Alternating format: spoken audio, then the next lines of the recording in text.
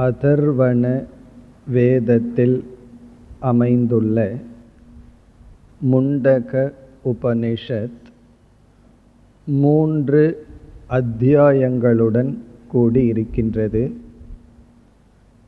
ஒவ்வொரு அத்தியாயத்திலும் 2 பகுதிகள். இவ்விதம் 2 பகுதிகளுடன் 3 அத்தியாயங்கள். நாம் இதற்கு முன் 2 அத்தியாயங்களை பார்த்து முடித்துள்ளோம். இம்முறை கடைசி 3வது அத்தியாயத்தை பார்க்கின்றோம். இந்த அத்தியாயத்தில் 2 பகுதிகள். அதை நாம் இம்முறை பார்த்து நிறைவு செய்ய இருக்கின்றோம்.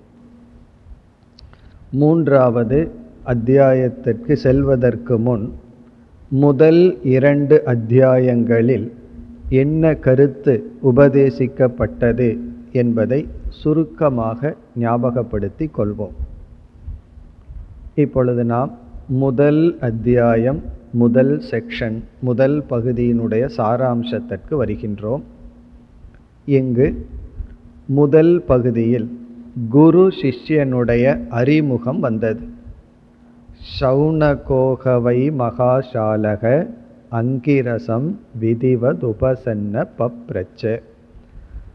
சௌனக என்பவர் மகாசாலக, யாகசாலையை உடையவர் என்பது கர்மயோகத்தில் ஈடுபட்டு கொண்டு தன்னை தூய்மைப்படுத்தி கொண்டிருப்பவர். அங்கிரஸ் என்கின்ற குருவை முறைப்படி அணுகி, விதிவத் என்றால் முறையாக அணுகி, பக்தி ஸ்ரத்தை போன்ற நல்ல சரியான பாவனையுடன் அணுகி ஒரு கேள்வியை கேட்கின்றார். அந்த கேள்விக்கு பதில்தான் முண்டக உபனிஷத். அந்த கேள்வியானது கஸ்மின்னு பகவோ விஜ்ஞாதே சர்வமிதம் விஜ்ஞாதம். எந்த ஒன்றை அறிந்தால் அனைத்தையும் அறிந்ததாகுமோ அந்த ஒன்றை பற்றிய அறிவை கொடுங்கள். எதை அறிந்தால் அனைத்தையும் அறிந்ததாகுமோ? இதனுடைய பொருள், எந்த ஒரு அறிவை நான் பெற்றால் என்னுடைய மனம் புத்தி இவைகள் நிறைக்கப்படுமோ, இவைகள் நிறையுமோ, அந்த அறிவை கொடுங்கள். இதுதான் கேள்வி. இந்த கேள்விக்கு பதில்தான் முண்டக உபனிஷத். ஒன்றை அறிவதனால் அனைத்தையும் அறிதல். நமக்கு சந்தேகம் வரலாம், எப்படி ஒன்றை அறிவதனால் அனைத்தையும் அறிய முடியும் என்றால், இது ஒரே ஒரு சூழ்நிலையில் சம்பவிக்கும்.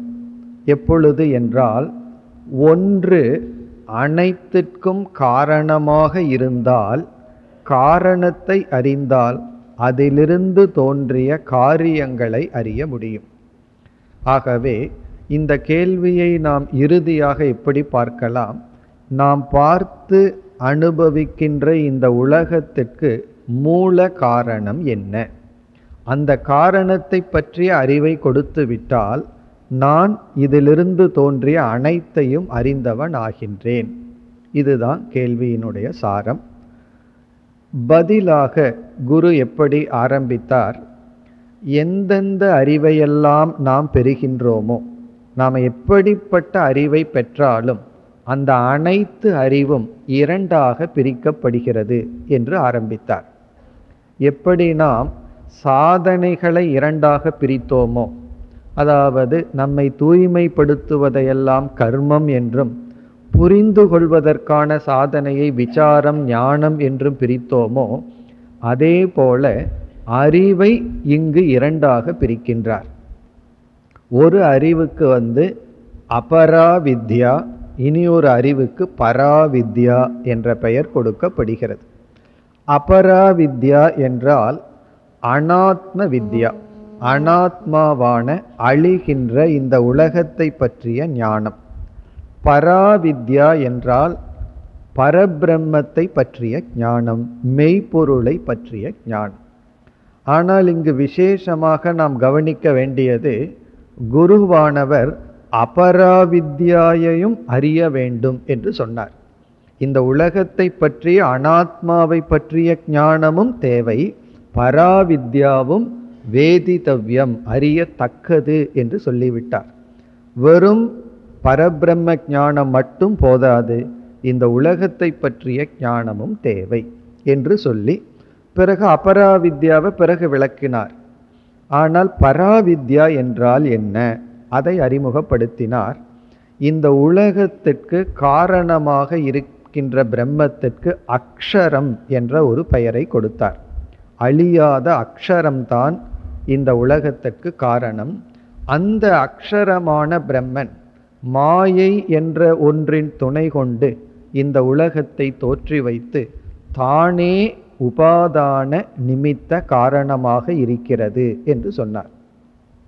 இவ்விதம் நேரடியான பதிலையும் கொடுத்து அபராவித்யாயையும் அறிய வேண்டும் என்பதுடன் முதல் பகுதி நிறைவு பெற்றது.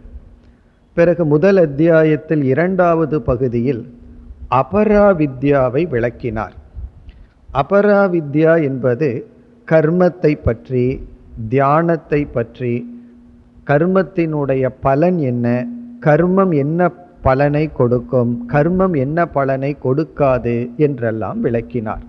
அதாவது நாம் செயல் செய்து கர்மத்தில் ஈடுபட்டால் நமக்கு புண்ணியம் என்ற பலன் கிடைக்கும், அதர்மத்தில் ஈடுபட்டால் பாபம்ங்கிற பலன் கிடைக்கும்.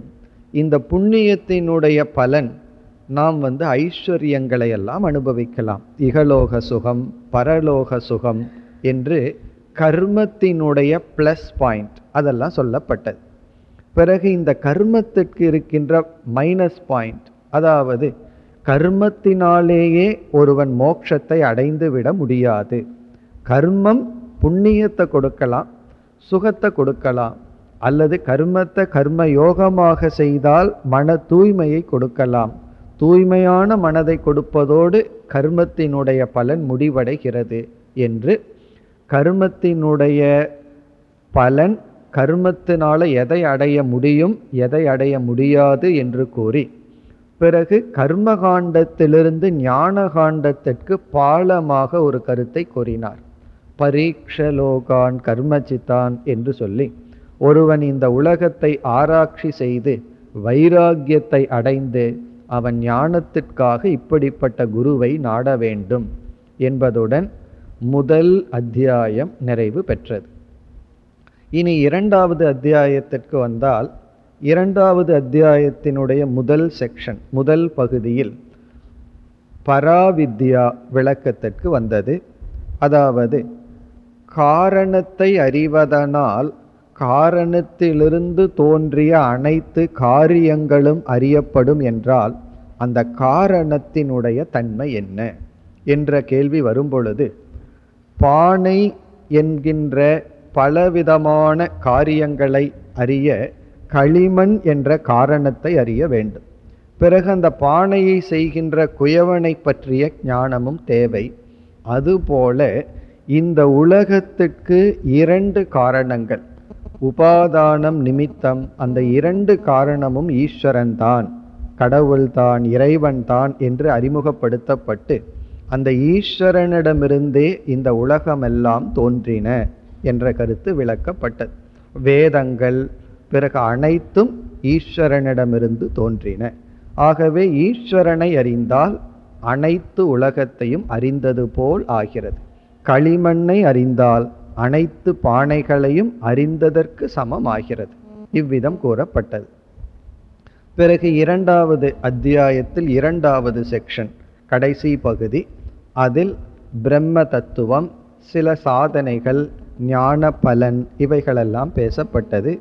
அதாவது ஞாபகம் இருக்கலாம், ஒரு அம்பை எடுத்து வில்லில் பொருத்தி அதை எய்துதல், லட்சியத்தை குறித்து எய்துதல் என்பதை உதாரணமாக எடுத்துக்கொண்டு பல சாதனைகள் பேசப்பட்டு பிறகு ஞானத்தை அடைந்து ஞான நிஷ்டை அடைய சில விரதங்கள் சொல்லப்பட்டது. அந்யா வாச்சோ விமுஞ்சத, அனாத்ம விஷயமான பேச்சையெல்லாம் விட்டுவிட்டு ஆத்ம ஞானத்தில் நிஷ்டை பெற வேண்டும். அதற்காக வாழ்த்துக்கள் சொல்லப்பட்டு பலனாக வித்யதே ஹிருதய கிரந்திகி, மனதில் இருக்கின்ற முடிச்சு அவிழ்க்கப்படுகின்றது, சந்தேகங்கள் நீக்கப்படுகின்றது என்றெல்லாம் ஞானத்தினுடைய பலன், சாதனைகள், பிரம்மஸ்வரூபம் இதெல்லாம் விளக்கப்பட்டது. இது இந்த உபனிஷத்தினுடைய முதல் 2 அத்தியாயங்களினுடைய சாராம்சம். இனி நாம் இறுதி அத்தியாயத்திற்கு செல்கின்றோம். அதில் 3வது அத்தியாயம் முதல் கண்டத்திற்கு வருகின்றோம். இப்போ இந்த பகுதியில் என்ன வர இருக்கின்றது என்பதை பார்த்துவிட்டு பிறகு நாம் மந்திரங்களுக்குள் செல்லலாம். இந்த கடைசி சாப்டர், இதில் 2 செக்ஷன், 2 பகுதிகள். இதில் நமக்கு அதிகமாக வர இருக்கின்ற கருத்து சாதனைகள். சாதனைகளுடன் உபனிஷத் நிறைவு செய்ய விரும்புகின்றது. ஆகவே ஒரு சாதகன் எப்படிப்பட்ட சாதனைகளை எல்லாம் மேற்கொள்ள வேண்டும் என்ற சாதனை பிரதானம். 2வது, இந்த சாதனைகள் மூலமாக இவன் அடைகின்ற பலன் எப்படிப்பட்டது, மோக்ஷம் என்றால் என்ன என்ற மோக்ஷத்தினுடைய வர்ணனை. பலருக்கு மோக்ஷம் என்பதே விளங்கவில்லை. அதனால தான் எனக்கு இப்போ மோக்ஷம் வேண்டாம், நான் மோக்ஷத்தில் இப்பொழுது நாட்டம் இல்லாதவனாக இருக்கின்றேன் என்றெல்லாம் நமக்கு தோன்றுகிறது. ஆனால் மோக்ஷங்கிறதைத்தான் நாம் நாடிக்கொண்டிருக்கின்றோம். ஆகவே மோக்ஷம்னா என்ன என்று தெளிவாக வேண்டும். ஆகவே உபனிஷத் மோக்ஷத்தினுடைய தன்மையை கூறுகின்றது. இப்போ இதுதான் மோக்ஷம் என்று மோக்ஷ வர்ணனை, சாதனைகள். பிறகு அங்கங்கு மீண்டும் தத்துவ உபதேசம். ஜீவாத்மாவுக்கும் பரமாத்மாவுக்கும் உள்ள உறவு என்ன என்று ஆத்ம ஞானம். இப்போ ஆத்ம ஞானம், சாதனைகள், பிறகு மோக்ஷத்தினுடைய தன்மை. இதுதான் இனிமேல் வர இருக்கின்ற கருத்து. அதில் அதிகமாக இனி வர இருக்கின்ற கருத்து சாதனைகள். இப்போ சாதனைகள் அப்படின்னா எப்படிப்பட்ட சாதனைகளை நாம் பார்க்க போகிறோம் என்று இப்பொழுது பார்த்துவிட்டு மந்திரத்திற்குள் செல்லலாம். நம்முடைய லட்சியம் பிரம்மத்தை அடைதல் அல்லது ஆத்மாவை புரிந்து கொள்ளுதல். இந்த ஆத்மாவை அடைதல் தான் நம்முடைய லட்சியம் என்றால், இப்போ இந்த ஆத்மா அல்லது பரமாத்மா அல்லது மெய்ப்பொருள் என்பது ஒரு இடத்தில் இருப்பதாக இருந்தால், அதாவது பூலோகத்திலேயே அந்த பரமாத்மா இல்லை, சொர்க்கலோகம் பிரம்மலோகம்னு வேறொரு லோகத்திலேயோ அல்லது இந்த லோகத்திலேயோ வேறொரு இடத்திலேயோ இருந்தால் அந்த ஆத்மாவை நம்ம பயணம் என்கின்ற கர்மத்தின் மூலமாக தான் அடைய முடியும். ஆனால் ஆத்மாவினுடைய லட்சணம் எங்கும் எல்லா இடத்திலும் வியாபித்திருக்கின்றது. ஆகவே ஒரு தேசத்தில் போய் அதை அடைய முடியாது, அடைய வேண்டிய அவசியம் இல்லை. அல்லது ஒரு காலத்தில் அடைய முடியும் என்றால், இப்போ சிலதையெல்லாம் நீங்கள் பொறுத்திருங்க பிறகு கிடைக்கும் என்று சொல்வார்கள். இப்போ ஒருவன் 10 வயது இருக்குது, அவன் 20வது வயதை அடையணும்னா என்ன பண்ணணும்? வேகமாக பயணம் பண்ண அடைய முடியும்னா முடியாது, அவன் காலத்துக்காக காத்திருக்க வேண்டும். அப்படி இந்த வயதுக்கு மேல் அடைய முடியும்னா காலத்தில் அடைய முடியலாம், அதுவும் கர்மா. அல்லது ஏதாவது ஒரு ப்ராசஸ் என்று சொல்லப்படுவது. இப்போ கரும்பு இருக்குது, அதிலிருந்து சர்க்கரையை அடையணும்னா என்ன பண்ணணும் என்றால் அது ஒரு ப்ராசஸ் பண்ணணும், அப்பொழுது தான் அது சர்க்கரையாக மாற்ற முடியும். அப்படி ஏதாவது ஒன்று செய்து பிரம்மத்தை அடைய முடியுமா என்றால் பிரம்மனிடம் எந்த செயலும் செல்லாது. ஆகவே தேச கால வஸ்து இந்த 3 விதத்திலும் பிரம்மத்தை அடைய முடியாது. காரணம், அந்த பிரம்மத்துக்கு லட்சணமே பூர்ணம். பூர்ணம்னா இந்த 3க்கும் அப்பாற்பட்டது. பிறகு எப்படி அடைதல் என்றால் சாஸ்திரம் நீ பிரம்மத்தை எப்படி இழந்தாயோ அப்படித்தான் அடைய முடியும். நாம் எப்படி அந்த பிரம்மத்தை இழந்துள்ளோம்? அறியாமையினால் இழந்துள்ளோம். ஆகவே அறிவினால் தான் அடைய முடியும். இப்போ பிரம்மத்தை பற்றிய ஞானமே பிரம்மத்தை அடைவிக்கும். இப்பொழுது நமக்கு பிரம்மன்கிற லட்சியம், அது போய் பிரம்ம ஞானம் லட்சியமாகி விட்டது. ரொம்ப சூக்ஷ்மமானது. பிரம்மனுக்கும் பிரம்ம ஞானத்திற்கும் வித்தியாசம் இருக்கு. பிரம்மனைத்தான் நம்ம அடையணும்.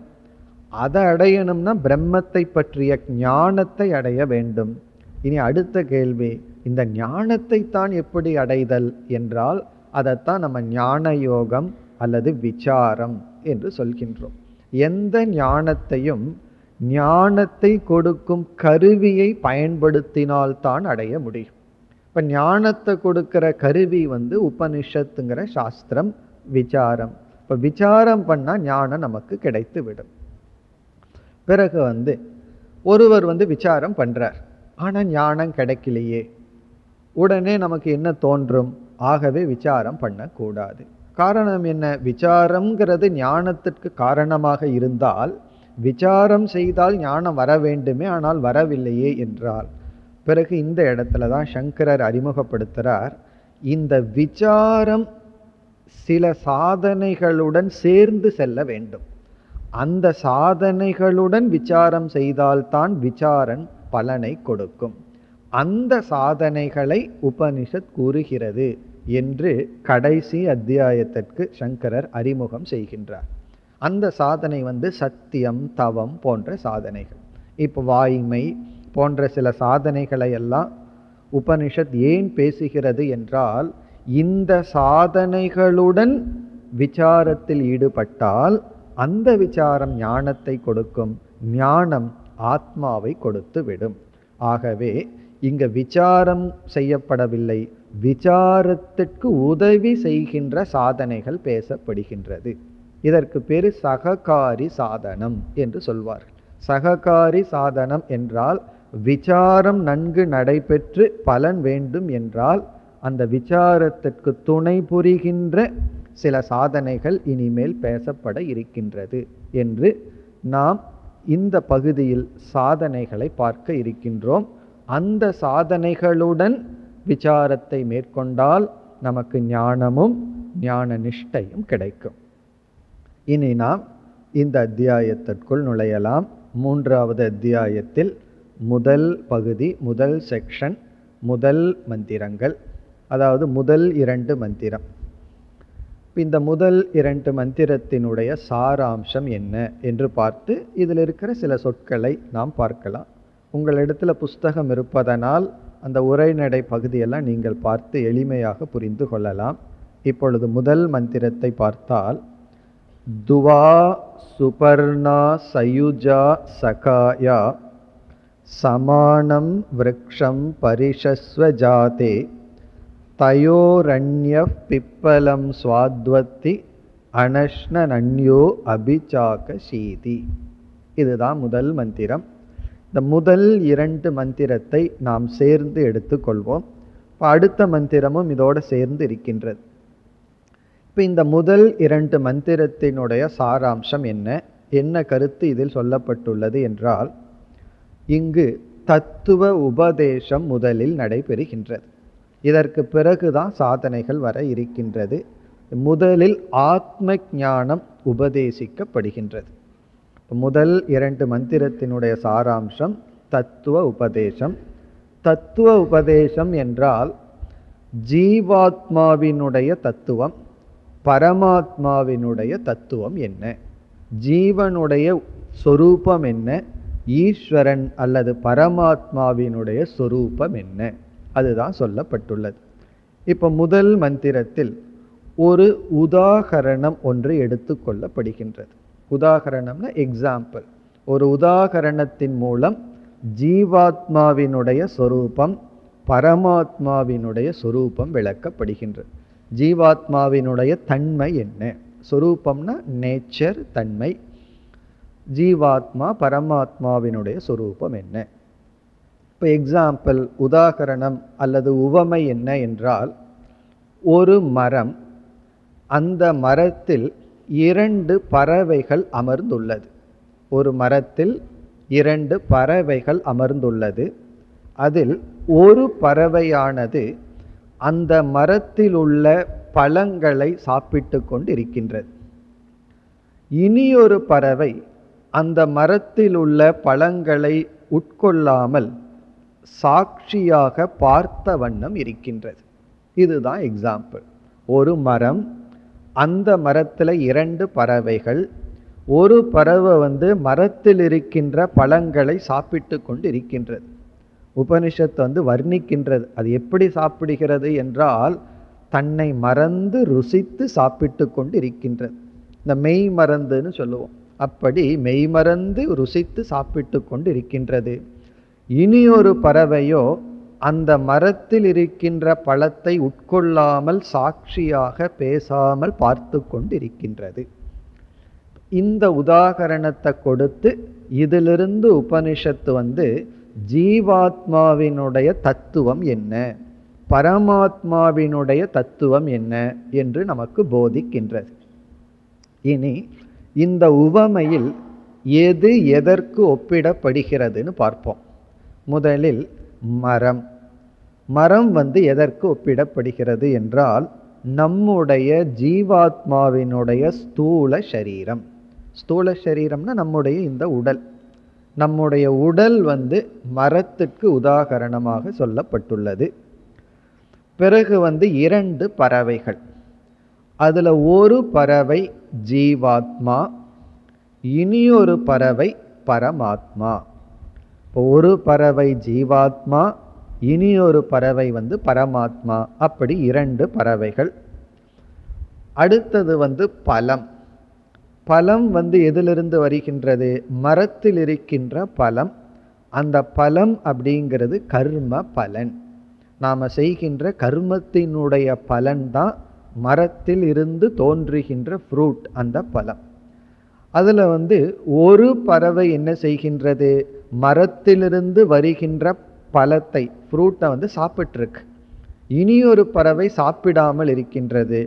இதுல எந்த பறவை ஜீவாத்மா, எந்த பறவை பரமாத்மா என்றால், எந்த பறவை பழத்தை சாப்பிட்டு கொண்டிருக்கின்றதோ அது ஜீவாத்மா. இப்போ பழத்தை சாப்பிட்டு கொண்டிருக்கின்ற பறவை ஜீவாத்மா, பழத்தை சாப்பிடாமல் வேடிக்கை பார்த்து கொண்டிருக்கின்ற பறவை பரமாத்மா. இப்போ வேடிக்கை பார்க்கிற பறவை பரமாத்மா, அந்த மரத்திலிருந்து வருகின்ற பலனை சாப்பிடுகின்ற பறவை ஜீவாத்மா. பிறகு சாப்பிடுதல் என்பது அனுபவ கர்த்தா, அனுபவித்து கொண்டிருக்கின்றது.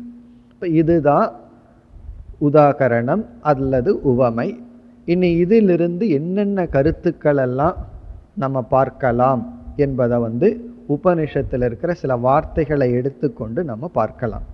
இப்போ நம்ம உபனிஷத்தை படித்தால், துவா சுபர்ணா சயுஜா சகாயா.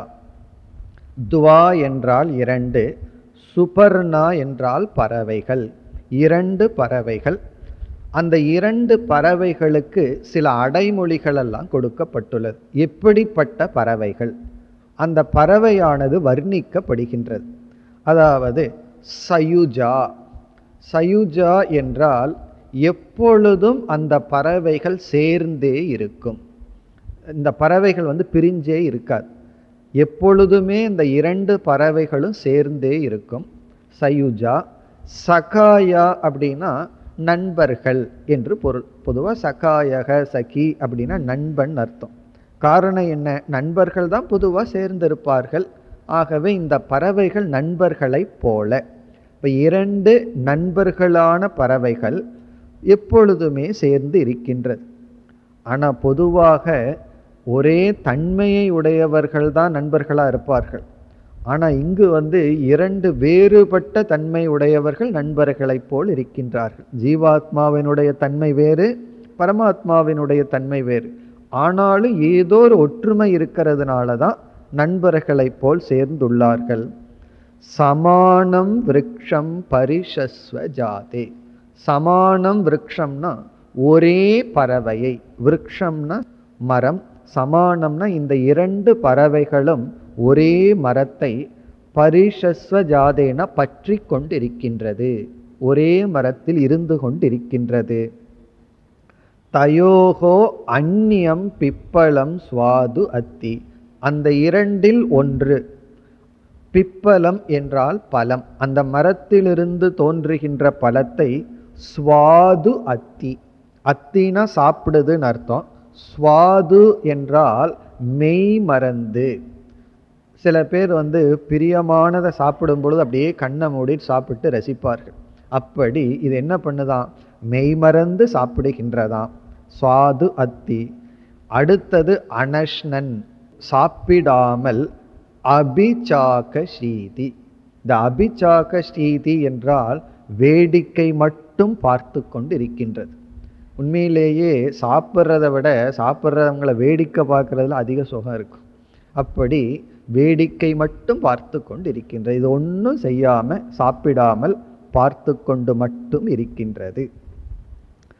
இனி இதிலிருந்து நம்ம சில விசாரத்தை மேற்கொள்வோம். மேற்கொண்டு சில கருத்துக்களை பார்ப்போம். இதில் பார்த்தோமேயானால் 2 பறவைகள், ஒன்று ஜீவாத்மா, ஒன்று பரமாத்மா. இப்போ நம்ம ஜீவாத்மாவுக்கு செல்வோம். ஜீவாத்மாவினுடைய தத்துவம் என்ன, பரமாத்மாவினுடைய தத்துவம் என்ன? அதில் ஜீவாத்மாவினுடைய தத்துவம். இப்போ ஜீவாத்மாவினுடைய தத்துவம்னா தன்மை என்ன? இப்போ நம்ம யாரை ஆராய்ச்சி செய்கின்றோம்? நாம் இப்போ நம்மையே ஆராய்ச்சிக்குரிய பொருளாக எடுத்துக்கொண்டோம். பொதுவாகவே ஆராய்பவனுக்கு ஆராய்வதற்குரிய பொருள் வேறாகத்தான் இருக்கும். ஆனால் உபனிஷத்தில் ஆராய்பவன் ஆராய்பவனை ஆராய்கின்றான். யார் ஆராய்ச்சி பண்றானோ அவனை ஆராய்ச்சி பண்றதா உபனிஷத்தினுடைய சப்ஜெக்ட் மேட்டர். ஆகவே இந்த ஜீவாத்மாங்கிறது யார் அப்படின்னா நாம யார்? இப்ப நம்ம ஜீவாத்மாவா இருக்கோம். நம்முடைய சொரூபம் என்ன, தன்மை என்ன? இந்த உபனிஷத்துல பயன்படுத்தப்பட்ட சொற்களையே எடுத்துக்கொண்டு நாம் இப்பொழுது விசாரத்தில் இறங்குகின்றோம். இப்ப ஜீவாத்மாவினுடைய தன்மை என்ன என்ற கேள்வி வரும்பொழுது, ஜீவாத்மாவுக்கு 2 தன்மைகள் இருக்கின்றது. 2 தன்மை இருக்கின்றது. நம்ம சொல்லுவோம் டபுள் பர்சனாலிட்டின்னு சொல்லுவோம். அப்படி எல்லா ஜீவாத்மாவுக்கு டபுள் பர்சனாலிட்டி இருக்கு. பல சமயங்களில் விவகாரத்தில் சொல்லுவோம், நம்மகிட்ட இவன் இந்த மாதிரி பேசுவான், அவன் அண்ணா அந்த மாதிரி நடந்துக்குவான், அவன் வேற நம்மகிட்ட பேசுறது வேறன்னு சொல்லுவோம். இது மைண்டிலேயே இருக்கிற டபுள் பர்சனாலிட்டி. இப்போ நம்ம என்ன சொல்கிறோம்? ஜீவனையே 2ஆக பிரிச்சிடுறோம். அவனுக்கு 2 பர்சனாலிட்டி இருக்கு. என்ன 2 பர்சனாலிட்டி என்றால், ஒரு தன்மை மேலோட்டமாக நமக்கு தெரிகின்ற தன்மை. ஒரு பர்சனாலிட்டி விசாரமெல்லாம் பண்ணாம என்ன தெரியுதோ அனுபவிக்கின்றோமோ அந்த தன்மை. ஒரு பர்சனாலிட்டி நமக்கு தெரியாத ஒரு தன்மை. அதை நம்ம என்ன சொல்லலாம்? உண்மை தன்மை அப்படின்னு சொல்லலாம்.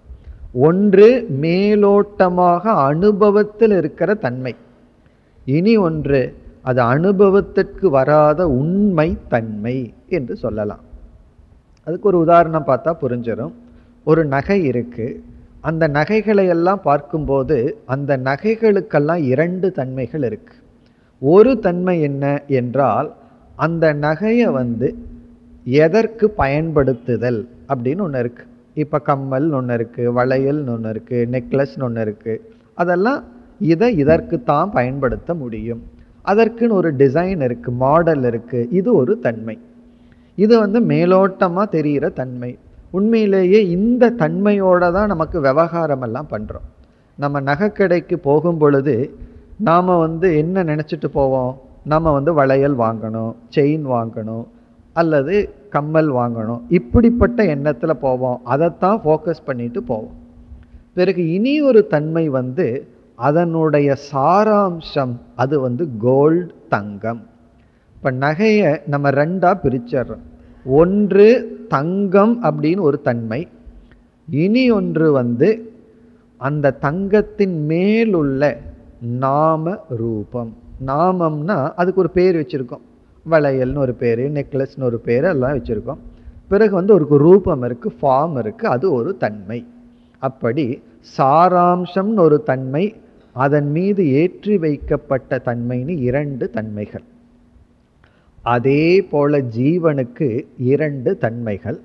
மேலோட்டமா இருக்கிற தன்மை ஒன்று, சாராம்சமா இருக்கிற தன்மை ஒன்று. மேலோட்டமாக இருக்கின்ற தன்மை எப்படி தங்கத்தின் மீதுள்ள நாமரூபம்னு சொல்றோமே, அதுக்கு ஏதோ பேர் கொடுக்கிறோம், எதற்கோ பயன்படுத்துகின்றோம். அந்த தன்மையை போல ஜீவாத்மாவினுடைய மேலோட்டமான தன்மை சம்சாரி என்பது மேலோட்டமான தன்மை. அதைத்தான் நம்ம அனுபவிச்சுட்டு இருக்கோம். சம்சாரி என்பது தான் இங்கு பழத்தை சாப்பிட்டு கொண்டிருக்கிறது பறவை என்று சொல்லப்பட்டுள்ளது. இந்த பழத்தை சாப்பிடும்போது பார்த்தால் சில சமயங்களில் அந்த பறவைக்கு பிடிச்ச விதத்தில் ருசியாக பழம் இருக்கும், சில சமயம் பழம் ருசிக்காது. ஈவன் ஒரு பழத்தையே எடுத்துட்டோம்னா ஒரு போர்ஷன் சுவையாக இருக்குது, இனி ஒரு போர்ஷன் சுவையாக இருக்காது. பப்பாளி பழத்துல எல்லாம் பார்க்கலாம், ஒரு போர்ஷன் இனிப்பாக இருக்கும், அதே பழத்தில் இனி ஒரு போர்ஷன் இனிப்பு இருக்காது, கசப்பாக கூட இருக்கலாம்.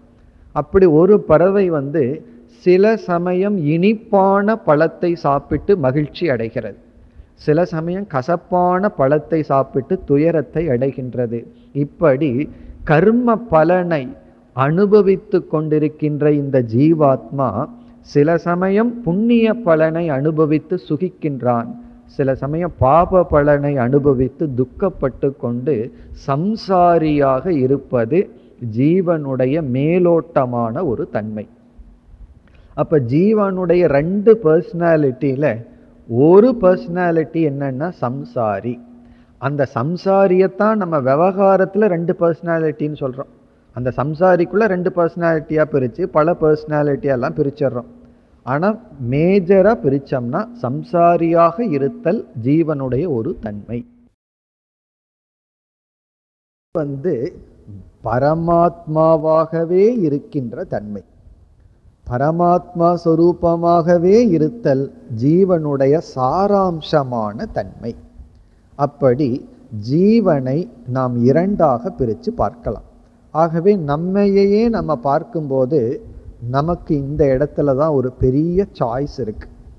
இந்த சாய்ஸுடன் இப்படி தேர்ந்தெடுத்து நம்மை பார்க்கும் வாய்ப்புடன் நம்ம படைக்கப்பட்டுள்ளோம். ஆனால் மிருகங்களுக்கெல்லாம் இந்த சாய்ஸ் கிடையாது. மிருகங்களுக்கெல்லாம் தனக்கு என்ன பர்சனாலிட்டி மேலோட்டமாக தெரியுதோ அதுதான் தெரியும். அதுவும் கூட சரியா தெரியாது. ஒரு யானைக்கு யானைன்னு தெரியாது, ஒரு நாய்க்கு நாயின்னு தெரியாது. ஆனால் நாயா அது இருக்கும், யானையா அது இருக்கும். ஆனால் மனுஷனுக்கு மட்டும் தன்னையே பார்க்கின்ற ஒரு சக்தி இருக்கு. அதனால தான் நமக்கு மிரர் இருக்கு, கண்ணாடியை வச்சிருக்கோம். மிருகங்களுக்கெல்லாம் அது தெரியாது. கண்ணாடியை பார்த்தா என்னத்தான் பார்க்கின்றேன்னு அதுக்கு தெரியாது. அப்படி நம்மையே நம்ம பார்த்தோமேயானால் நம்ம எப்படி நம்ம பார்க்கலாம்? மேலோட்டமா பார்த்தா சம்சாரியாக இருத்தல். அந்த சம்சாரி சில சமயம் சந்தோஷமா இருக்கான், சில சமயம் வருத்தமா இருக்கான், மாறி மாறி இருந்து கொண்டு இருக்கின்றான். பிறகு அவனுடைய உண்மை தன்மை பரமாத்ம சொரூபம். இப்போ இந்த கருத்து இந்த மந்திரத்திலிருந்து எங்கு கிடைக்கிறது என்று இப்பொழுது பார்த்தால், சயுஜா அப்படின்னு ஒரு சொல்ல இருக்கு. சயுஜா என்றால் இரண்டு பறவைகள் எப்பொழுதுமே சேர்ந்திருக்கிறது என்று சொல்லப்பட்டுள்ளது.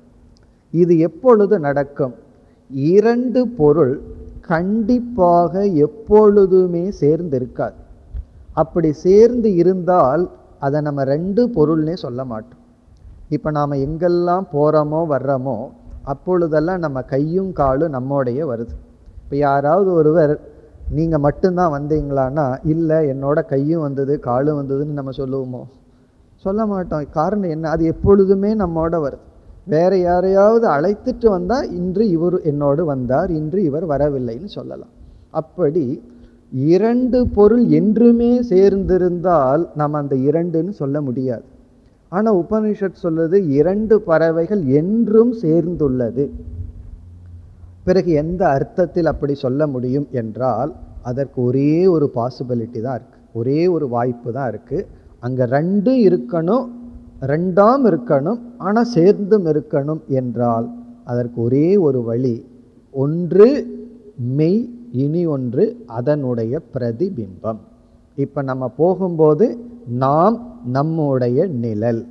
அதுபோல இந்த இரண்டு பறவையில் ஒரு பறவை பிம்பம், இனி ஒரு பறவை பிரதிபிம்பம். பிரதிபிம்பம்னா ரிஃப்ளெக்ஷன், அதிலிருந்து ரிஃப்ளெக்ட் பண்ணுறது. இப்போ நம்ம ஒரு ரூமில் அமர்ந்துள்ளோம், பெரிய ஒரு கண்ணாடி இருக்குது. அந்த கண்ணாடியில் நம்ம முழுமையாக தெரிகின்றோம். இப்போ யாரோ ஒருவர் கேட்குறார், உங்களுக்கு உணவு கொண்டு வர்றேன். நம்ம எவ்வளவு உணவு ஆர்டர் பண்ணுவோம்? கண்ணாடியில் ஒரு ஆள் இருக்குது, நான் ஒருத்தன் இருக்குன்னு ரெண்டு ஆர்டர் பண்ண மாட்டோம். காரணம் என்ன? அங்கே இரண்டு தெரிந்தாலும் இருக்கிறது ஒரே ஒரு ஆள். அப்படி இங்கு ஒரு பறவை பிம்பம், இனி ஒரு பறவை பிரதிபிம்பம். ஏன்னா இந்த இரண்டும் தான் இரண்டாகவும் தெரியும் அனுபவத்தில், ஆனால் இரண்டா இல்லை. அனுபவத்தில் ரெண்டா தான் இருக்கும். நம்முடைய நிழல் நாம், கண்ணாடியில் தெரிகின்ற ரிஃப்ளெக்ஷன், பிறகு ஒரிஜினலாக இருக்கிற நாம் என்று இரண்டு. அதே சமயத்தில் சயுஜா இந்த இரண்டையும் பிரிக்க முடியாது. என்ன ஒரு இடத்துலையும் என்னுடைய நிழலை இனி ஒரு இடத்துலையும் பிரிக்க முடியாது. அப்படி ஜீவாத்மாவுக்கும் பரமாத்மாவுக்கும் உள்ள உறவு என்னவென்றால், பரமாத்மா பிம்பஸ்வரூபம் ஒரிஜினல், ஜீவாத்மா அந்த பரமாத்மாவினுடைய பிரதிபிம்பம். அதுதான் சயுஜா. பிறகு சகாயா என்றால் ஒரே தன்மை உடையது, நண்பர்களை போல.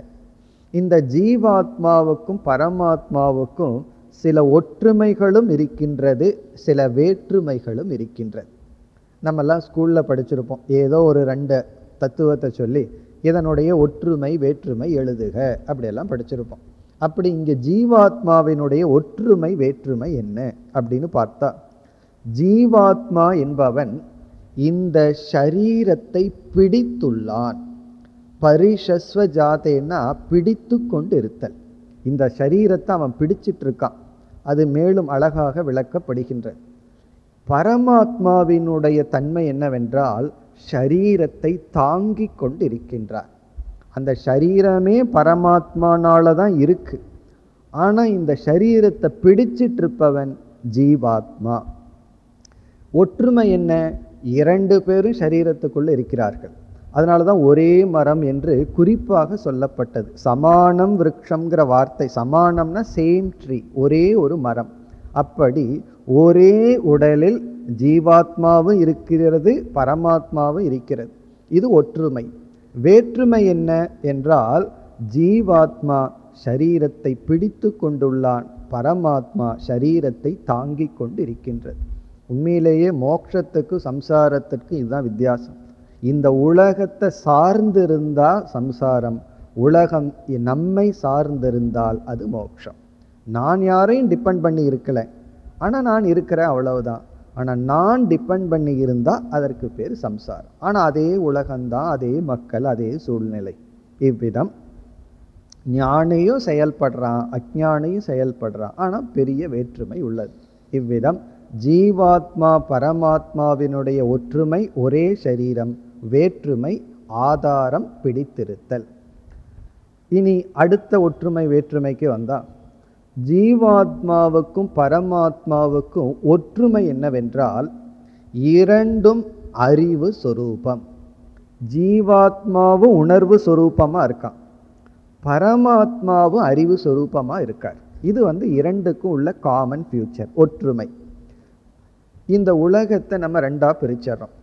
அனுபவிப்பவன், அனுபவிக்கப்படும் பொருள். அனுபவிப்பவன் ஜடமா இருக்க முடியாது. எப்படி ஜடமா இருக்கிறவன் உன்னை அனுபவிக்க முடியும்? ஆகவே அனுபவிப்பவன் உணர்வு மயமாக இருந்தாக வேண்டும், அவன் ஜீவாத்மா. பிறகு செயல் செய்பவனும் உணர்வு மயமா இருந்தாகணும். இந்த செயல்னா திட்டமிட்டு செய்யப்படுகின்ற செயல். இப்போ காற்று இருக்கு, அதில் ஏதோ ஒரு குப்பை அடிச்சிட்டு போகுது, அந்த பொருள் காகிதம் செயல்படுது, அதுக்கு உணர்வு இருக்கான்னு கேட்கக்கூடாது. அதற்கு சுதந்திரம் கிடையாது. ஆனால் நம்ம திட்டமிட்டு சுதந்திரமாக ஒரு செயல் பண்ணுறோம் அப்படின்னா எது அதை குறிக்கின்றது? நாம் ஒரு உணர்வு மயமானவர்கள் என்பதை குறிக்கின்றது. அதே போல கர்ம பலனை அனுபவிக்கின்றோம், உணர்வு மயமானவர்கள் நாம். அதே போல பரமாத்மாவும் உணர்வு சொரூபமானவர், அறிவு சொரூபமானவர். இது ஒற்றுமை. இனி வேற்றுமை என்ன என்றால், பரமாத்மா அறிவு மயம், சைத்தன்ய சொரூபம், சித் சொரூபம், ஜீவாத்மா சிதாபாசக. சிதாபாசம்னா அந்த சைத்தன்யத்தினுடைய பிரதிபிம்பம், ரிஃப்ளெக்டட் கான்சியஸ்னஸ்ங்கிறது ஜீவாத்மா, ஒரிஜினல் கான்சியஸ்னஸ்ங்கிறது பரமாத்மா. இது வேற்றுமை. இப்போ ஒற்றுமை என்ன? உணர்வு மயம். வேற்றுமை என்ன என்றால், கடன் வாங்கிய உணர்வு ஜீவாத்மாவுக்கு இருக்கு, உணர்வு சொரூபமாகவே இருப்பது பரமாத்மா. இது இருவருக்கும் உள்ள ஒற்றுமை வேற்றுமை. இனி அடுத்தது ஒற்றுமை வேற்றுமை என்ன என்று பார்த்தால், இங்கே இனி ஒற்றுமைக்கு வர வேண்டாம், வேற்றுமைக்கே விடுவோம். வேற்றுமை என்னவென்றால், ஜீவாத்மா சம்சாரி, பரமாத்மா அசம்சாரி. சம்சாரி அசம்சாரி, அதுதான் இந்த மந்திரத்தில் அழகாக சொல்லப்பட்டது. ஒரு பறவை சாப்பிட்டு கொண்டு இருக்கிறது, அது சம்சாரத்தை குறிக்கின்றது.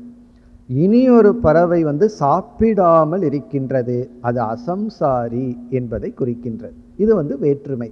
ஒரே சரீரத்தில் இருந்தாலும், இரண்டு பேருமே அறிவு சொரூபமாக இருந்தாலும், இருவருக்குள்ள வேற்றுமை என்னவென்றால், இதுதான் முக்கிய வேற்றுமை. ஜீவாத்மா என்பவன் சம்சாரி. சம்சாரி என்றால் என்ன? கர்மத்தை செய்பவன், கர்ம பலனை அனுபவிப்பவன். அப்படி கர்மத்தை செய்யும் பொழுது நான் செய்கின்றேன்கிற ஒரு அகங்காரத்துடன் இருப்பவன். அந்த அகங்காரத்துக்கு கர்ம பலனெல்லாம் வருகின்றது. அந்த கர்த்தாவுக்கு தான் கர்மத்தினுடைய பலனெல்லாம் சேர்த்து வைக்கப்பட்டு ஸ்டாக் வச்சுக்கிறான். பிறகு அதை அவன் அனுபவிக்கின்றான். இப்படி சம்சாரியாக இருப்பவன் ஜீவாத்மா, அசம்சாரியாக இருப்பவன் பரமாத்மா. இப்போ அசம்சாரியா அவர் எப்படி இருக்க முடிகிறது என்றால், அபிசாக சீதி என்றால் வேடிக்கை பார்த்து கொண்டிருத்தல், அதாவது ரசித்து கொண்டிருத்தல். அதற்குள்ள நான் இல்லை, ஆனால் அதை நான் ரசிக்கின்றேன். அது எப்படி இருந்தாலும் ரசிப்பவனுக்கு சம்சாரம் கிடையாது. அதனால தான் பார்த்தா இப்போ எல்லா சீரியல்லையும் அழுகை தான் ரொம்ப இருக்கு. அதை ஏன் பார்த்து இவங்க சந்தோஷமாக அழுது கொண்டு இருக்கின்றார்கள்? அபிசாக சீதி, வேடிக்கை பார்க்கறது தான். சீரியல்லையே நம்ம ஒரு ரோலாக இருந்தால் சம்சாரியாக இருப்போம். அதை நம்ம வெளியே இருந்து பார்க்கும் பொழுது அந்த துக்கத்தை பார்க்கறதுலேயே ஒரு சந்தோஷம். அதனால தான் துக்கமாகவே அந்த படங்கள்லாம் வந்துட்டுருக்கு. இனி ஒருவருடைய துக்கத்தை நம்ம வெளியே இருந்து பார்க்குறோம். அவர்களோட சேர்ந்து அழுதாலும் அதில் ஏதோ ஒரு மகிழ்ச்சி இருக்கு. அப்படி இந்த பரமாத்மா என்ன பண்ணுதான், ஜீவாத்மாவினுடைய சம்சாரத்தை பேசாமல் பார்த்து கொண்டு இருக்கு. அது சிரிக்கும்போது இது சிரிப்பதில்லை, அது அழுகும்போது இதுவும் அழுவதில்லை, இது வேடிக்கை பார்த்து கொண்டு இருக்கின்றது. இப்படி அசம்சாரியாக இருக்கின்றது. இதெல்லாம் நமக்கு இந்த எக்ஸாம்பிள் இருந்து கிடைக்கின்ற தத்துவங்கள். அதாவது முதல் மந்திரத்தில் ஒரு உவமை அறிமுகப்படுத்தப்பட்டு அதில் ஜீவாத்மாவுக்கும் பரமாத்மாவுக்கும் உள்ள ஒற்றுமை வேற்றுமை பேசப்பட்டது. இந்த ஜீவாத்மாவினுடைய தன்மை இவைகள், பரமாத்மாவினுடைய தன்மை இவைகள். இரண்டுக்கும் என்ன ஒற்றுமை, என்ன வேற்றுமை? இந்த ஒற்றுமை வேற்றுமை எந்த அடிப்படையில் பேசுகிறோம்னா, ஜீவாத்மாவினுடைய மேலோட்டமான தன்மையை எடுத்துட்டு தான் பேசுகிறோம். ஒரு கால் ஜீவாத்மாவினுடைய உண்மையான தன்மைக்கு போயிடுறோம்னு வச்சுக்கோமே, ஜீவாத்மாவினுடைய ஒரிஜினல் நேச்சருக்கு போயிட்டோம்னா அதற்கு பிறகு ஜீவாத்மாவுக்கும் பரமாத்மாவுக்கும் ஒற்றுமை வேற்றுமை பேச முடியாது. காரணம் என்ன? அங்கு ஜீவன் பரமாத்மாவோடு ஐக்கியமாகி விடுகின்றான். இப்போ எப்பொழுது இந்த ஒற்றுமை வேற்றுமையை பேசலாம்?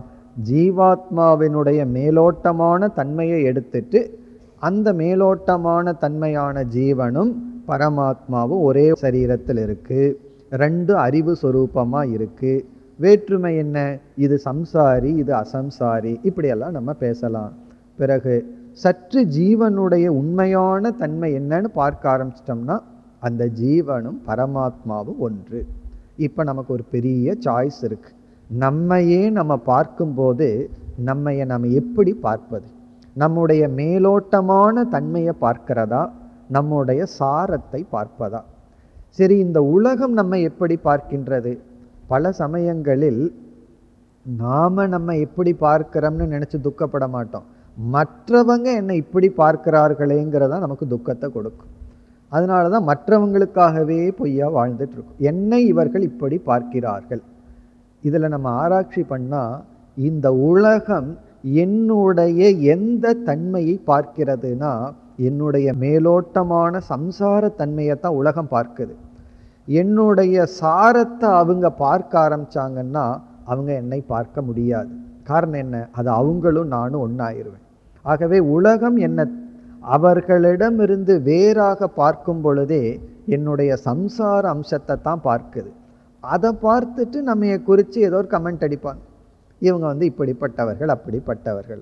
அதை குறித்து நம்ம துக்கப்படுறோம் அப்படின்னா நம்ம சம்சாரத்தை எவ்வளவு தூரம் இழுத்துட்டு போயிருக்கோம்னு பார்க்கலாம். நம்முடைய இனியொரு பொய்யான நேச்சரை பார்த்தே நம்ம துயரப்படக்கூடாது, ஏன்னா அது நான் அல்ல.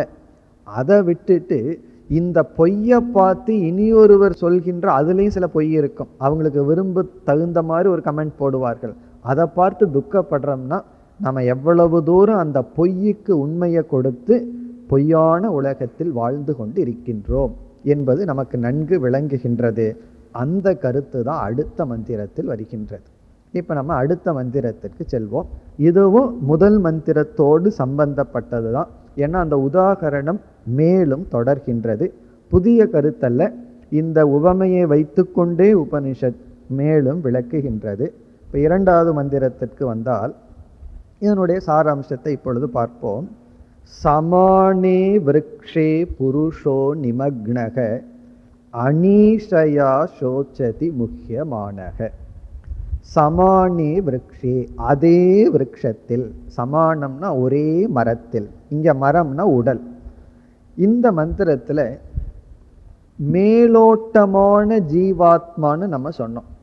அந்த ஜீவாத்மாவுக்கு சில தன்மைகளை சொன்னோம். சம்சாரியா இருக்கான், அறிவு சொரூபமா இருந்தாலும் பிரதிபிம்பமா இருக்கான், பரமாத்மாவிடமிருந்து கடன் வாங்கிய உணர்வுடன் இருக்கின்றான், இப்படியெல்லாம் பார்த்தோம்.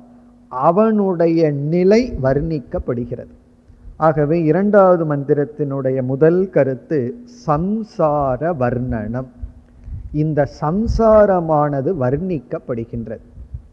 வர்ணிக்கப்படுகிறதுனா நாம எப்படி சம்சாரியா இருக்கிறோம், மேலோட்டமான ஜீவன் எப்படி வாழ்ந்து கொண்டு இருக்கின்றான் அப்படின்னு என்ன அர்த்தம், இப்ப நம்முடைய ஸ்திதி என்ன, இப்ப நாம எப்படி சம்சாரியாக இருந்து வருகின்றோம், அது அழகாக வர்ணிக்கப்படுகிறது.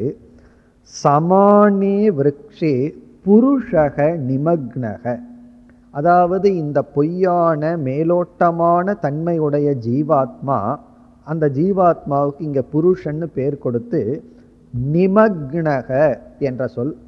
நிமக்னக என்றால் இந்த உடலின் மீது பற்று வைத்து இந்த உடலிலேயே அவன் மூழ்கி விட்டான். நிமக்னகன மூழ்கி விடுதல் அர்த்தம். மூழ்கி விடுதல்னா அதிலேயே முழுமையாக இருத்தல். எப்படி, இந்த உடலையே பற்றி கொண்டு உடலினுடைய தர்மங்களையெல்லாம் தன் தர்மமாக எடுத்துக்கொண்டு அவன் இந்த உடலையே நான் என்று நினைத்து கொண்டு இருக்கின்றான். இங்க உடல்னு சொல்லும் பொழுது நம்முடைய ஸ்தூல உடல், நம்முடைய சூக்ஷ்மமான மனம், இதையெல்லாம் தன்னுடைய தன்மையாக எடுத்து கொண்டுள்ளான். சரி, எடுத்துக்கொள்ளட்டுமே, உடலையும் மனசையும் நான் நினைத்து கொள்ளட்டுமேனா அதனுடைய விளைவு அடுத்த சொல்லில் வர்ணிக்கப்படுகிறது. அனீஷயா சோச்சதி. சோச்சதினா துயரப்படுகின்றான். அவன் படுற துயரம் எப்படிப்பட்டதுன்னா அனீஷயா. இங்க ஈஷா என்றால் சாய்ஸ் அல்லது விருப்பம்னு அர்த்தம்.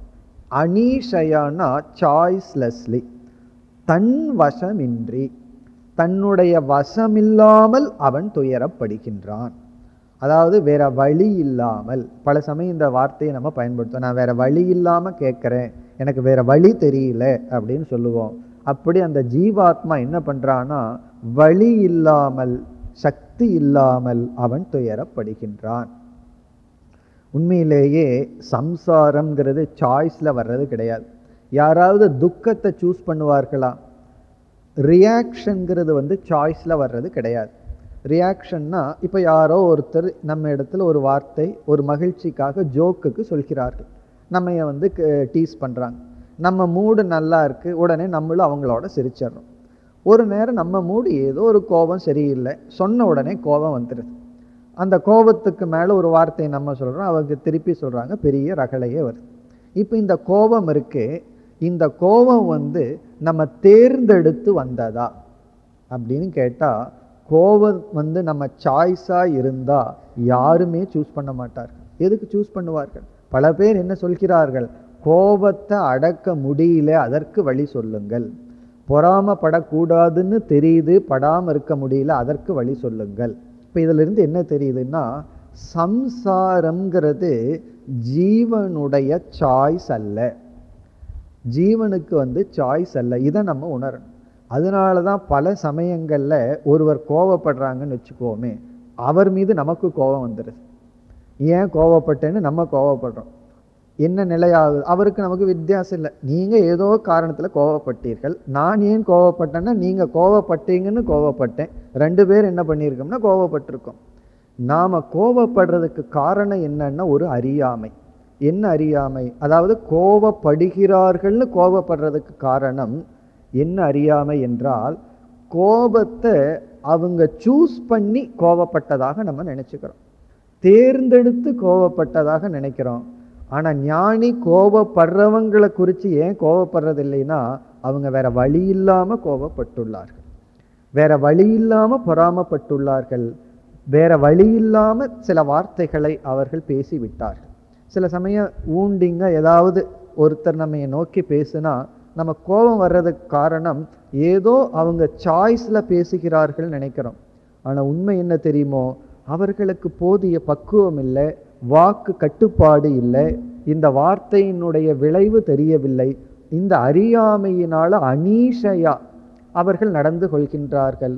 இதை நம்ம உணரும் பொழுது, இதை நம்ம உணர்றோம். குழந்தைகள் விஷயத்துல 1 வயசு குழந்தை நம்ம எட்டி உதைக்குது, ஏதோ பண்ணுது, நம்ம என்ன பார்க்கிறோம்? அதுக்கு ஒன்றும் தெரியாது, அனீஷையா அது வேற வழி இல்லாம அப்படி செய்யுதுன்னு உணர்ந்த உடனே குழந்தை என்ன பண்ணாலும் சந்தோஷம்தான் வருது. ஆனா உண்மை என்ன தெரியுமோ, எல்லா ஜீவாத்மாக்களும் குழந்தை தான். ஒரு குழந்தைக்கு வயசு 10, இனி ஒரு குழந்தைக்கு வயசு 25, 35 அல்லது 80. அது ஆக இது உண்மையிலேயே குழந்தையாயிரும் வயதாக. ஆகவே இந்த உலகமே தன் வசமின்றி சம்சாரியாக இருக்கின்றார்கள். அதாவது இனியொருவருடைய ஹெல்ப்லெஸ்னஸை உணர உணர அவர்கள் மீது நமக்கு கருணைங்கிறத தவிர வேற எந்த உணர்வும் வராது. இப்ப ஞானி ஏன் இந்த உலகத்துல யாரையும் வெறுப்பதில்லை, யாரிடமும் கோபப்படுவதில்லைன்னா, எல்லோருமே அனீஷயா சோச்சதி. அனீஷயான்னா தன் வசமின்றி, தான் தேர்ந்தெடுக்காமல், தான் விரும்பாமலேயே அவர்கள் சம்சாரியாக வாழ்ந்து கொண்டு இருக்கின்றார்கள். இப்ப ஜீவாத்மாவினுடைய ஒரு நேச்சர் என்னவென்றால், அந்த ஜீவாத்மா அவன் இந்த உடலில் மூழ்கி, அப்படின்னா உடல்ல இருக்கிற தர்மத்தை எல்லாம் தன்மைகளை எல்லாம் தன் தன்மையாக எடுத்துக்கொண்டு, மனதில் இருக்கின்ற குணங்களை எல்லாம் தன் குணமாக எடுத்துக்கொண்டு, பிறகு அதை அதுவாகவே அவன் இருந்து கொண்டு, அவனுக்கு தனக்கு ஆதாரமா ஒன்று இருக்கு, அது பரமாத்மா, உண்மையில் அதுதான் நான். இந்த உடல் இதெல்லாம் நான் வேடிக்கை பார்க்கின்ற பொருள்னு பார்க்க தெரியாமல் இந்த உடலுக்குள்ளேயே அவன் மூழ்கி இருந்து துயரப்பட்டு கொண்டிருக்கின்றான். அந்த துயரம் ஹெல்ப்லெஸ்லி, அதான் அனீஷையா, வேறு வழி இல்லாமல் துயரப்பட்டு கொண்டிருக்கின்றான். இப்போ இந்த கருத்தை நம்ம எந்த இடத்துல வாழ்க்கையில் அப்ளை பண்ணி பார்க்கணும்னா, பல சமயங்களில் நம்ம துயரப்படுவதற்கு காரணம் அல்லது உறவையெல்லாம் முறித்து கொள்வதற்கெல்லாம் காரணம், சாதாரணமாக ஒரு கெஸ்ட் வந்திருப்பார்கள், உறவினர்கள் வந்திருப்பார்கள், பேசிகிட்டு இருப்போம், ஏதாவது கேஷுவலாக 2 வார்த்தை தப்பாக சொல்லியிருப்பார்கள், உடனே நம்ம அதை பெருசுப்படுத்திட்டு ஒரு பெரிய போராட்டத்தை ஆரம்பிக்கிறோம். காரணம் என்ன என்றால், அந்த வார்த்தை அவர்களுடைய ஸ்லிப் ஆஃப் டங், அவர்களுக்கு கட்டுப்பாடு இல்லாமல் அறியாமையினால் அவர்கள் வழியின்றி அது வந்துவிட்டது. அது அவர்களே பிறகு ரியலைஸ் பண்ணலாம், ஆனால் அதுக்கு சாய்ஸ் நம்ம கொடுக்க மாட்டோம். ஏன்னா அதை விட மோசமான வார்த்தையை நம்ம கொடுத்து இப்படி சம்சாரத்தை வளர்த்தி கொண்டுள்ளோம். இதெல்லாம் ஜீவாத்மாவினுடைய மேலோட்டமான சொரூபம். இதுக்கெல்லாம் என்ன காரணம்? முதல் வரியில கடைசி சொல் முஹ்யமானக, அவன் மோகத்தை அடைந்துள்ளான், அவன் மோக வசப்பட்டுள்ளான். மோகம்னா உண்மையை தலைகீழாக புரிந்து கொள்ளுதல். எது எப்படி இருக்கோ அதை அதற்கு எதிர்மறையாக புரிந்து கொண்டுள்ளான். இனி 2வது வரிக்கு வந்தால், இந்த ஜீவாத்மாவுக்கு விமோக்ஷனமே இல்லையா, விமோக்ஷமே இல்லையா அப்படின்னு கேட்டா, 2வது வரியில் இப்படிப்பட்ட ஞானத்தை எப்பொழுது ஜீவன் அடைகின்றானோ, இந்த சம்சாரியா இருக்கானே, இவனுக்கு எப்பொழுது இப்படிப்பட்ட ஞானம் வருகிறதோ அப்பொழுது அவன், 2வது வரியில கடைசி சொல் வீத சோகக. வீத சோககனா அந்த சோகத்திலிருந்து விடுதலை அடைகின்றான். இந்த மந்திரம் மிக அழகான மந்திரம். முதல் வரியில அனீஷயா சோச்சதின்னு உபனிஷத் சொன்னது. வேற வழி இல்லாம, சாய்ஸ் இல்லாம துயரப்படுகின்றான். அதே உபனிஷத் அடுத்த வரியிலேயே வீத சோகனா சோகத்திலிருந்து விடுதலையும் அடைகின்றான். அந்த விடுதலைக்கு என்ன நிமித்தம்? இரண்டாவது வரியில் ஒரு அறிவு கொடுக்கப்படுகிறது. இந்த அறிவு எப்பொழுது ஜீவனுக்கு வருகின்றதோ, ஜீவன் தன்னையே பார்க்கும் பொழுது, எப்பொழுது இப்படி தன்னை பார்க்கின்றானோ அப்பொழுது அவனுடைய சோகம் அவனை விட்டு செல்கின்றது. வேற பல இடங்கள்ல சொல்லப்படும், இந்த ஞானம் வந்துட்டா எப்படி சோகப்படும் பொழுது சாய்ஸ் இல்லாம சோகப்பட்டானோ அதே போல ஞானம் வந்துட்டா சாய்ஸ் இல்லாம முக்தனா இருப்பான். நான் முக்தனா இருக்க விரும்பலினாலும் கூட முடியாதான். இந்த ஞானம் வந்துட்டா வேற வழி இல்லாம சோகப்பட மாட்டான். சோகப்படணும்னு பண்ணாலும் கூட அது அவனுக்கு சந்தோஷத்தை தான் கொடுக்கும். அப்படி ரெண்டுக்குமே சாய்ஸ் கிடையாது. ஞானியா இருந்தாலும் சாய்ஸ் கிடையாது, அஞ்ஞானியா இருந்தாலும் சாய்ஸ் கிடையாது. ஞானம் வந்துட்டா வேற சாய்ஸ் இல்லாம அவன் முக்தனா தான் இருப்பான். அவனை எந்த காரணத்தை கொண்டும் எந்த நிமித்தமாகவும் அவனை துயரப்படுத்த முடியாது. ஞானம் இல்லைன்னா எக்காரணத்தை கொண்டு ஒருத்தனை திருப்திப்படுத்த முடியாது. இப்போ அஞ்ஞானியா இருக்கிறவனை நீங்க என்ன பண்ணாலும் திருப்திப்படுத்த முடியாது. ஞானியா இருக்கிறவனை என்ன செய்தாலும் சம்சாரியாக்க முடியாது. இப்போ ரெண்டுமே சாய்ஸ் இல்லாம இருக்கும். பிறகு என்ன ஞானம்? அதுதான் இரண்டாவது பகுதியில் சொல்லப்படுகிறது. நாம் அடுத்த வகுப்பில் அதை தொடர்வோம். ஓம் பூர்ணமத பூர்ணமிதம் பூர்ணாத் பூர்ணமுதச்யதே பூர்ணஸ்ய பூர்ணமாதாய பூர்ணமேவாவசிஷ்யதே. ஓம் சாந்தி சாந்தி சாந்தி.